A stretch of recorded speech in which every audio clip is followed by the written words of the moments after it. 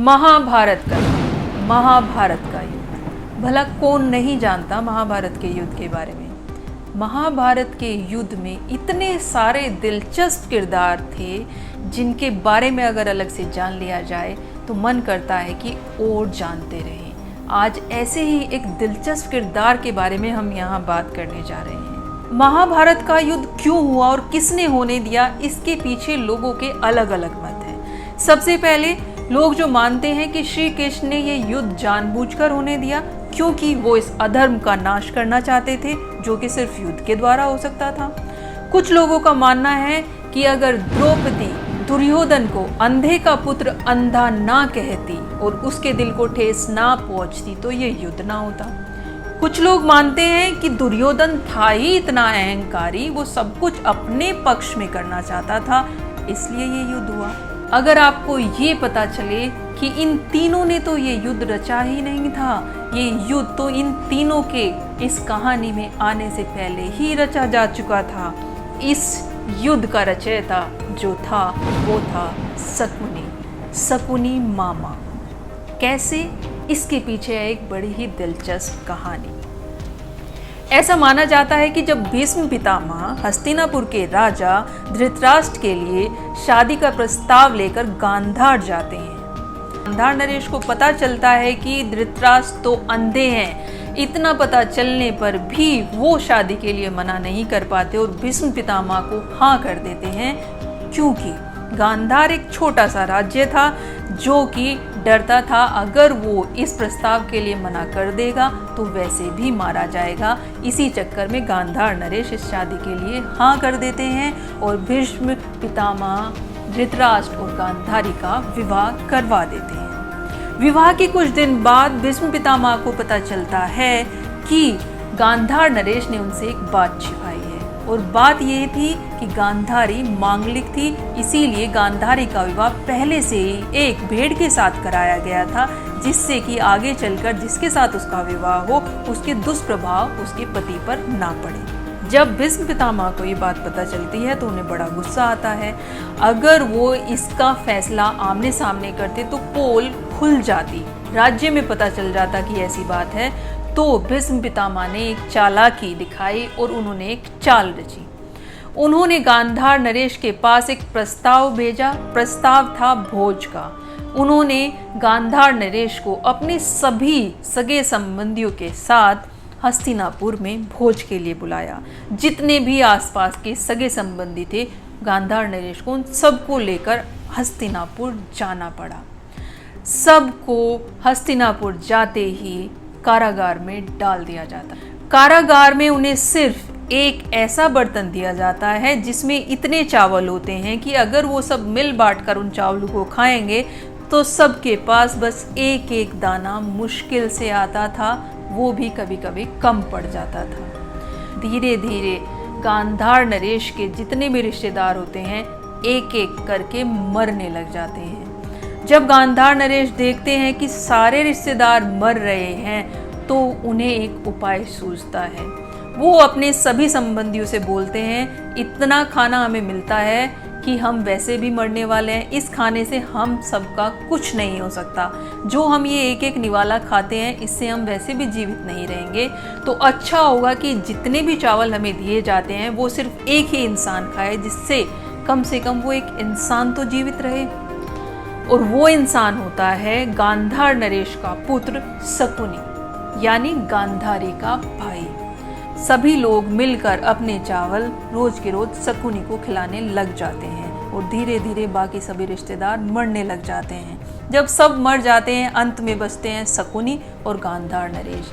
गांधार नरेश बुजुर्ग हो चुके थे क्योंकि वो भी खाना नहीं खा रहे थे, तो अब उन्हें समझ आ गया था कि अब उनका वक्त आ चुका है और वो भी मरने वाले हैं। जब उन्हें लगता है कि अब उनका समय पास आ रहा है तो वो शकुनी के पास जाते हैं। पास में एक बहुत बड़ा पत्थर पड़ा होता है, वो उसके पैर पर फेंक कर मारते हैं और शकुनी का पैर टूट जाता है। शकुनी रोने लगता है, उसे गुस्सा आता है और अपने पिता से बोलता है, पिताजी आपने मेरे साथ ऐसा क्यों किया।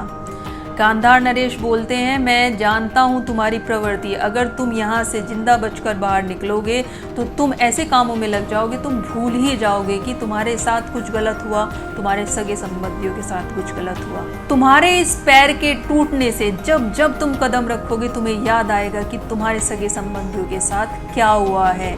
इस पैर के सहारे जब जब तुम एक एक कदम उठाओगे तब तब तुम्हारे अंदर वो प्रतिशोध आएगा जो तुम्हें लेना है हस्तिनापुर से। जिस तरीके से भीष्म पितामह ने पूरे कुल का हमारा सर्वनाश किया है, उसी तरीके से तुम्हें हस्तिनापुर के एक एक इंसान को मारना होगा, मरवाना होगा। उस दिन रची जाती है ये महाभारत की कहानी। अब शकुनी इसे करता कैसे है? शकुनी के पिता गांधार नरेश मरते मरते उसे एक ऐसी ताकत देकर जाते हैं जो ये सारा युद्ध रचता है। शकुनी के पिता शकुनी से कहते हैं कि जब वो मर जाए तो उन्हें जलाना नहीं, उसकी हड्डियाँ, उंगली की जो 2 हड्डियाँ हैं उनसे 2 पासे बनाना, और ये पासे ऐसे होंगे कि तुम जब भी जो भी दांव खेलना चाहोगे पासे तुम्हारी बात सुनेंगे और वही दांव आएगा जो तुम चाहोगे। बस यही पासे पूरा खेल पलट देते हैं। शकुनी हस्तिनापुर में अपनी बहन के पास रहने लग जाता है। धीरे धीरे वो जब उसके बच्चे पैदा होते हैं उनके कान पांडवों के खिलाफ बढ़ने लग जाता है। वो जानता था कि एक दिन वो समय आना है जब मैं यहाँ युद्ध कर पाऊंगा। वही ये सारी चीज़ें रचता है और आखिर में जाकर उसकी वो कान भरना, दुर्योधन को हर वक्त उकसाना, वही जाकर आखिर में रूप लेता है महाभारत के युद्ध का। अब खास बात यह है कि महाभारत के युद्ध में जब सब योद्धा मारे जा रहे थे, भीष्म पिता जब तीरों की सैया पर लेटे हुए थे, शकुनी तब भी जिंदा था। वो कैसे जिंदा था? वो हर बार चकमा देकर बच जाता था और जीवित रहता था। युद्ध के 18वें दिन जब सहदेव लड़ रहा होता है और कौरवों की पूरी सेना लगभग समाप्त हो जाती है, तो बारी आती है शकुनी की। शकुनी उस दिन सहदेव के सामने सारी कहानी बताता है। वो बताता है कि उसने जीवन में कितना कुछ किया है, कैसे उसके परिवार के साथ पूरा हुआ, फिर वो यहाँ आया और उसका मकसद तो था ही सर्वनाश करना।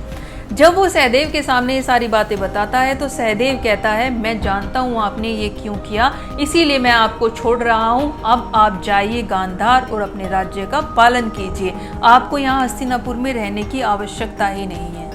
इस पर शकुनी कहता है, मैंने जीवन में इतना पाप किया है, मैंने अपने कलेजे का टुकड़ा, अपना भांजा अपने सामने मरते हुए देखा है, अपनी बहन को तड़पते हुए देखा है, मैंने इतने पाप किए हैं कि अगर मैं जी भी जाता हूँ तो मैं जी नहीं पाऊँगा, मुझे तुम मार दो। इतना कहते ही सहदेव उसकी गर्दन काट देता है और वहाँ शकुनी का अंत हो जाता है।